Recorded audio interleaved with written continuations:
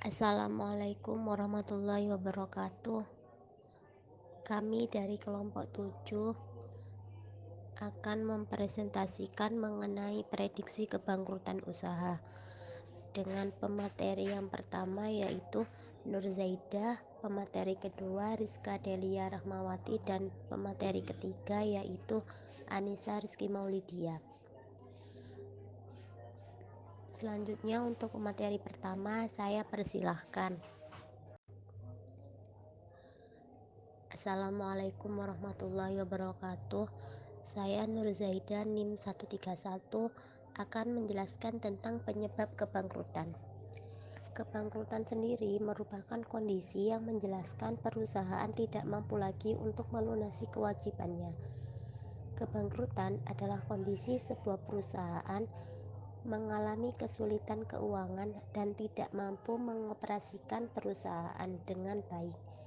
Prediksi kebangkrutan berfungsi untuk memberikan panduan bagi pihak yang berkepentingan tentang kinerja keuangan perusahaan, apakah akan mengalami kesulitan atau tidak di masa yang akan datang.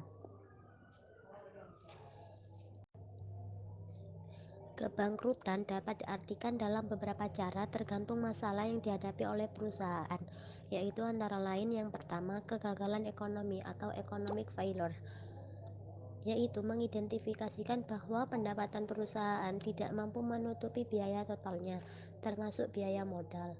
Perusahaan yang mengalami kegagalan ekonomi dapat terus beroperasi selama pemilik perusahaan bersedia mendapatkan tingkat pengembalian yang lebih rendah. Yang kedua yaitu kegagalan usaha atau business failure. Istilah ini digunakan untuk mengelompokkan kegiatan bisnis yang telah menghentikan operasinya kemudian berakibat kerugian bagi para kreditur. Namun, tidak semua perusahaan yang menutup usahanya dianggap gagal. Yang ketiga yaitu insolvensi teknis atau technical insolvency. Perusahaan dianggap mengalami insolvensi teknis jika tidak mampu membayar kewajiban jangka pendek pada saat jatuh tempo. Insolvensi teknis ini mengidentifikasikan tingkat likuiditas yang sangat rendah dan mungkin hanya bersifat sementara. Perusahaan juga dimungkinkan untuk meningkatkan jumlah kas dan membayar kewajibannya sehingga masih dapat tetap bertahan.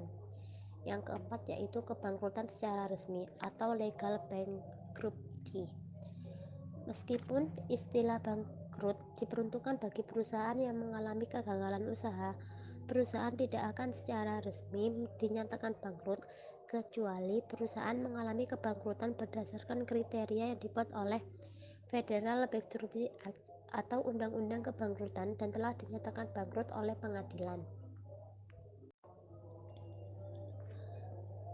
Yang kedua yaitu ada problematika kesulitan keuangan. Financial distress atau sering disebut dengan kesulitan keuangan terjadi sebelum suatu perusahaan benar-benar mengalami kebangkrutan.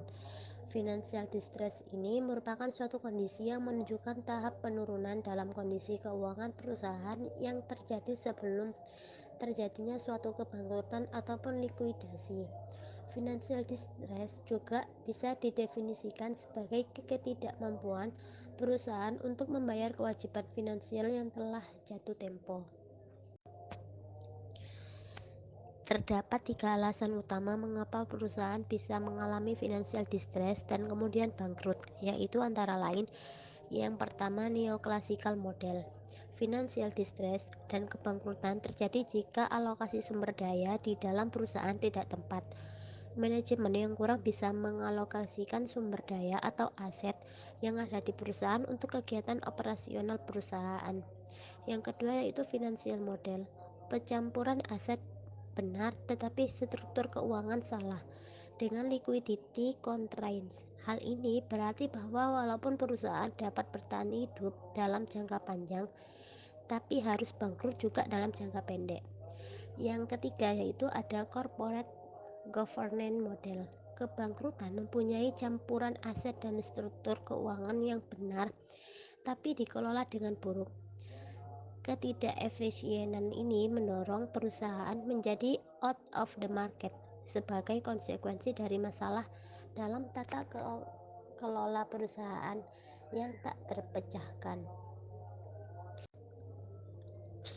Nah, prediksi financial distress ini sangat penting bagi berbagai pihak karena mengetahui kondisi perusahaan yang mengalami financial distress, maka berbagai pihak tersebut dapat mengambil keputusan atau tindakan untuk menghindari masalah.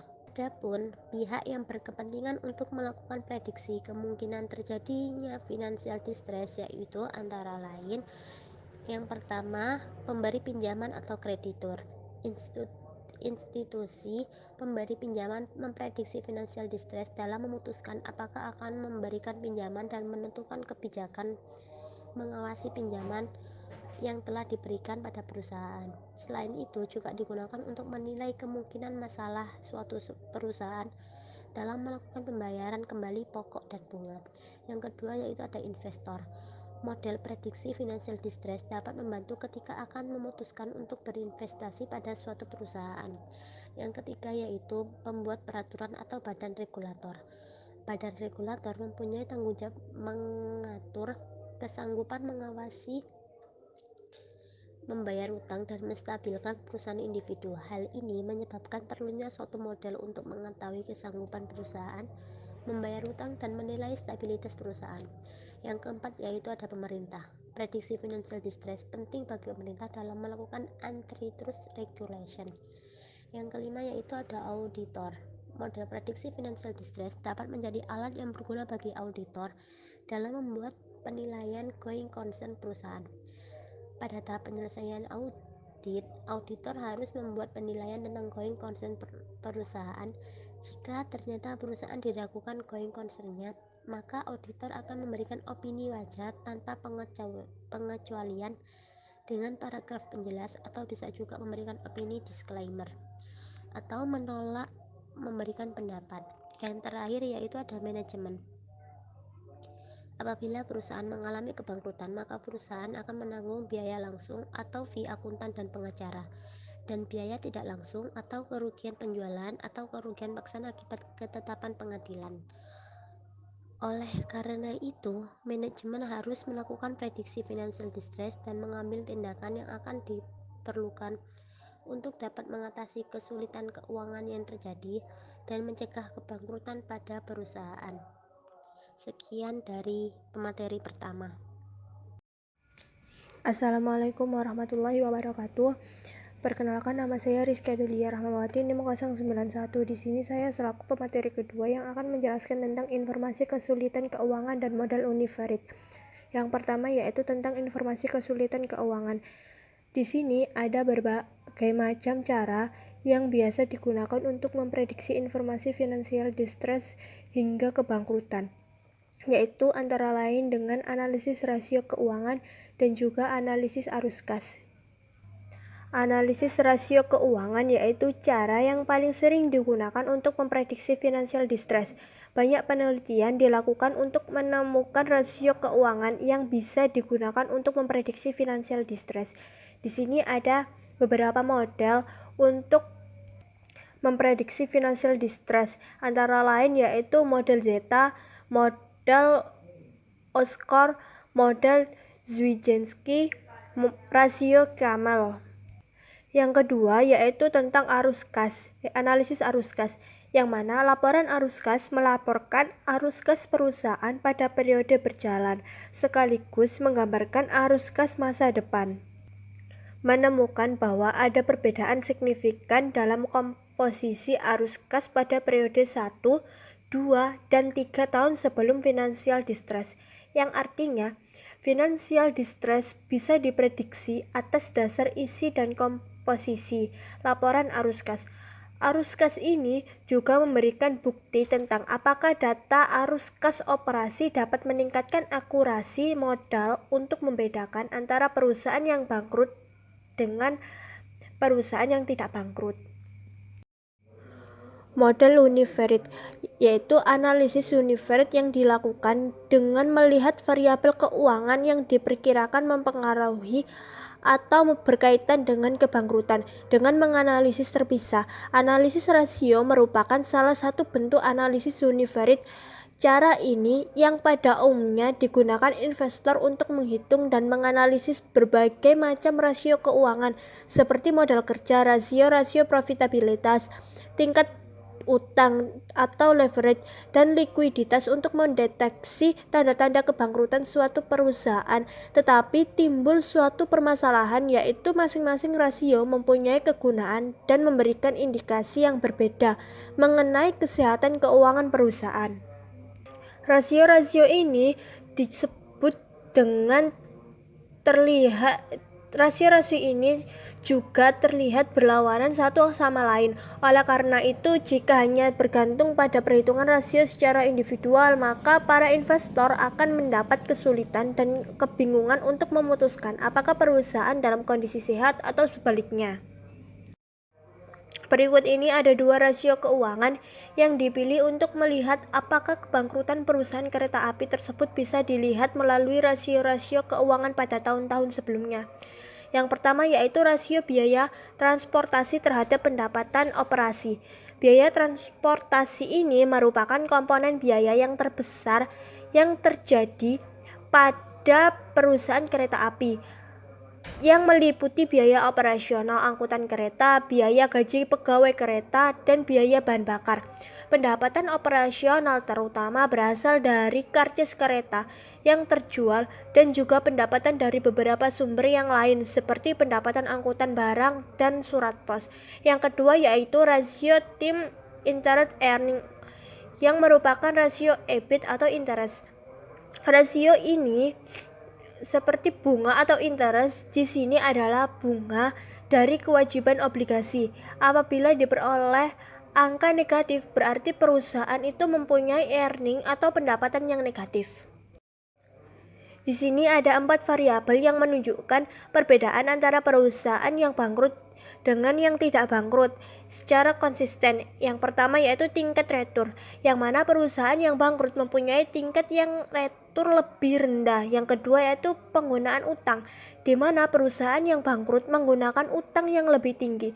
Yang ketiga yaitu perhitungan terhadap biaya tetap, yang mana perusahaan yang bangkrut mempunyai perlindungan terhadap biaya tetap yang lebih kecil.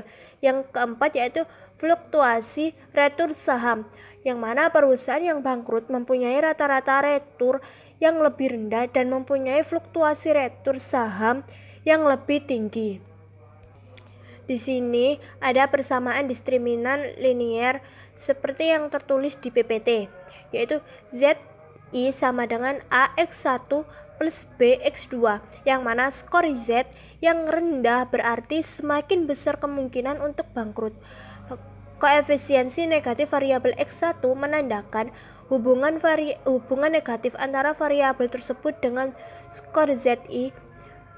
Semakin tinggi nilai X1, semakin rendah nilai ZI dan semakin tinggi kemungkinan kebangkrutan. Nilai koefisien yang positif pada variabel X2 menandakan bahwa semakin tinggi rasio tim interest earning, semakin tinggi nilai skor ZI dan semakin kecil kemungkinan untuk bangkrut. Banyak bukti yang cukup kuat mengatakan bahwa kebangkrutan tidak hanya dipengaruhi oleh variabel-variabel internal saja, melainkan juga oleh variabel-variabel eksternal seperti perubahan tingkat bunga, turunnya kondisi perekonomian, atau perubahan tingkat pengangguran. Dengan bukti semacam ini, multivariate bisa memasukkan variabel-variabel ekonomi makro untuk memprediksi kemungkinan kebangkrutan. Sekian dari saya, selanjutnya akan dijelaskan oleh teman saya. Oke, baik teman-teman. Di sini saya Anissa Rizky Maulidia dengan NIM 139 sebagai pemateri ketiga akan menjelaskan tentang model multivariate. Analisis multivariate merupakan salah satu teknik statistik analisis diskriminan yang dapat digunakan untuk memprediksi kebangkrutan perusahaan. Analisis multivariate menggunakan dua variabel atau lebih secara bersama-sama dalam satu persamaan. Salah satu contoh analisis multivariat yang cukup terkenal adalah model kebangkrutan yang dikembangkan oleh Edward Altman, seorang profesor of finance dari New York University School of Business pada tahun 1969 yang dikenal dengan Altman Z-score. Model ini menggunakan analisis keuangan yang dibuat dengan mengkombinasikan 5 rasio keuangan yang berbeda-beda. Multiple Discriminant Analysis Altman atau yang biasa disebut Z-score model Altman menggunakan rasio keuangan yang mencakup rasio likuiditas perusahaan seperti rasio lancar, rasio leverage perusahaan seperti rasio utang terhadap modalnya, rasio profitabilitas seperti rasio laba bersih terhadap modal atau akumulasi laba ditahan. Z-score model Altman memungkinkan untuk memperkirakan kebangkrutan sampai 2 tahun sebelum tiba saatnya.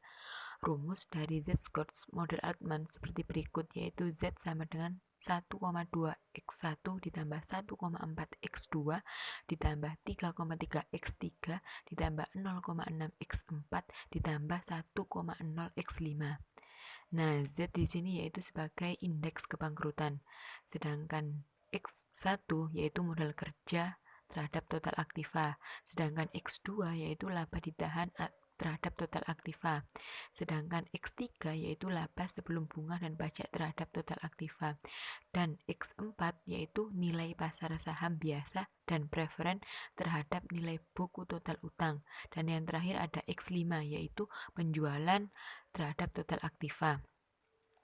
Perusahaan yang diteliti kemudian digolongkan menjadi 3 golongan, yaitu antara lain perusahaan yang tidak bangkrut, perusahaan yang termasuk rawan, dan perusahaan yang berpotensi bangkrut. Penggolongan ini berdasarkan nilai Z yang merupakan indeks keseluruhan dari fungsi multiple discriminant analysis dengan kriteria penilaian yaitu antara lain yang pertama, Z-score lebih besar dari 2,999 dikategorikan sebagai perusahaan yang sangat sehat sehingga dapat dikategorikan dalam perusahaan tidak bangkrut. Yang kedua, 1,81 lebih kecil dari Z-score dan lebih besar dari 2,99 berada di daerah rawan, yaitu perusahaan tersebut tidak dapat ditentukan apakah termasuk perusahaan yang bangkrut atau tidak. Dan yang terakhir, Z-score lebih kecil dari 1,81 dikategorikan sebagai perusahaan yang memiliki kesulitan keuangan yang sangat besar dan beresiko bangkrut. Nah, berikut ini ada kategori menurut Altman. Ada 5 kategori, yaitu yang pertama ada modal kerja terhadap total aktiva. Dengan rumus X1 sama dengan aktiva lancar dikurangi utang lancar dibagi total aktiva. Di situ sudah saya berikan contoh, pada tahun 2018 itu rasionya ada 0,351, sedangkan pada tahun 2019 itu rasionya 0,270. Rasio tersebut menunjukkan bahwa dari seluruh aktiva yang dimiliki perusahaan, terdapat modal kerja bersih sebesar 35,1% pada tahun 2018, sedangkan pada tahun 2019 terdapat modal kerja bersih sebesar 27%. Hal ini menunjukkan terjadi peningkatan risiko jangka pendek pada 2019 sebesar 8,1%. Yang kedua, ada laba ditahan terhadap total aktiva dengan rumus X2 sama dengan laba ditahan dibagi total aktiva. Di situ sudah saya cantumkan contohnya pada tahun 2018 rasio X2-nya itu 0,464, sedangkan pada tahun 2019 itu rasio X2-nya 0,417. Artinya, rasio tersebut menunjukkan bahwa dari seluruh aktiva yang dimiliki perusahaan dapat dibiayai dari laba ditahan sebesar 46,4% pada tahun 2018. Sedangkan pada tahun 2019 dapat dibiayai dari laba ditahan sebesar 41,7%. Hal ini menunjukkan terjadi penurunan profitabilitas pada 2019 sebesar 4,7%. Untuk kategori yang ketiga yaitu laba sebelum bunga dan pajak terhadap total aktiva. Dengan rumus X3 sama dengan laba sebelum bunga dan pajak dibagi dengan total aktiva. Pada tahun 2018 itu rasio X3-nya 0,134. dan pada tahun 2019 itu rasio X3-nya 0,084. Nah, artinya rasio tersebut menunjukkan bahwa dari seluruh aktiva yang diinvestasikan dapat menghasilkan laba operasi sebesar 13,4% pada tahun 2018. Sedangkan pada tahun 2019 dapat menghasilkan laba operasi sebesar 8,4%. Hal ini menunjukkan terjadi penurunan profitabilitas pada 2019 sebesar 5%. Kategori yang keempat yaitu nilai pasar saham biasa dan preferen terhadap nilai buku total utang dengan rumus X4 sama dengan nilai pasar saham biasa dan preferen dibagi nilai buku total utang. Di situ tahun 2018 rasio X4-nya yaitu 1,10, sedangkan pada tahun 2019 rasio X4-nya itu ada 0,82. Artinya, rasio tersebut menunjukkan bahwa struktur pendanaan yang dimiliki perusahaan adalah untuk setiap Rp1 utang berbanding Rp1,1 ekuitas pada 2018. Sedangkan pada tahun 2019 untuk setiap Rp1 utang berbanding Rp0,82 ekuitas. Hal ini menunjukkan bahwa terjadi peningkatan risiko jangka panjang pada tahun 2019. Nah, berdasarkan hasil perhitungan rasio-rasio keuangan setiap variabel di atas, maka dapat dihitung Z-score dari perusahaan tersebut adalah sebagai berikut. Di situ pada tahun 2018 itu Z-score-nya 3,13. Sedangkan pada tahun 2019 itu Z-score-nya 2,91. Tabel itu menunjukkan bahwa pada 2018 perusahaan ini berpeluang bangkrut kecil. Sedangkan pada tahun 2019 berada pada daerah abu-abu yang lebih cenderung pada berpeluang bangkrut kecil. Nah, berdasarkan hasil perhitungan rasio-rasio keuangan setiap variabel di atas, maka dapat dihitung Z-score dari perusahaan tersebut adalah sebagai berikut. Di situ pada tahun 2018 itu Z-score-nya 3,13.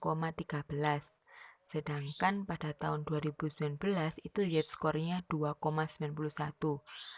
Tabel itu menunjukkan bahwa pada 2018 perusahaan ini berpeluang bangkrut kecil. Sedangkan pada tahun 2019 berada pada daerah abu-abu yang lebih cenderung pada berpeluang bangkrut kecil.